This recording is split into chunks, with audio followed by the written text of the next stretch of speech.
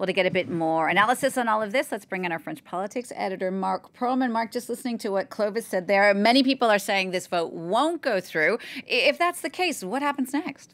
Well, clearly this means that the pension reform is adopted, pending probably some appeals to the Constitutional Council, because some lawmakers are already looking into this bill and saying some parts might be unconstitutional, so this might delay it. And it means that Emmanuel Macron is not forced to change his government. That's the scenario that the government and the president are hoping for.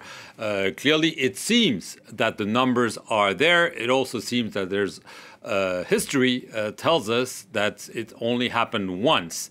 It was back in 1962, so a long, long time ago. It was really the early days of the Fifth Republic when such a motion was adopted and the government forced to resign. So this might sound reassuring. The problem being that the government thought it had the votes in the National Assembly in favor of this bill, and at the last moment it figured that it didn't have enough support from the conservative camp, the party, the small group, the only 61 MPs out of 577, 10%. But Emmanuel Macron thought he had them because they made a lot of concessions, and they were not there. Already we're seeing some members of this party saying, I'm going to vote the no confidence. I'm not happy with the way this was conducted. We might agree with the general gist of the reform, but not the way it's been presented, not the timing, and not the way the government did not tell the whole truth about this.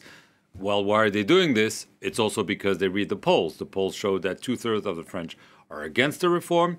2/3 of the French are against the use of this Article 49.3.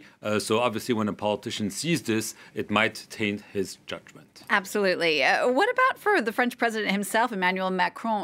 What kind of impact might this have on him, the remainder of his term, his legacy? Well, lame duck is a word that's often bandied around already after his re-election, because he cannot run again for election. But the polls are clearly showing that Emmanuel Macron and his prime minister are tanking because of this attempt at reforming against public opinion. And given all the problems they've had, Emmanuel Macron made it known yesterday night that, he was in favor of democracy, democratic process being implemented. But many are accusing him of essentially a denial of democracy by using this 49.3. It's in the Constitution, so yes, it's legal. The problem is whether it's legitimate. Emmanuel Macron has already been sending, trial balloons to try maybe to change the institutions here in France, to talk about the environment, to talk about other issues.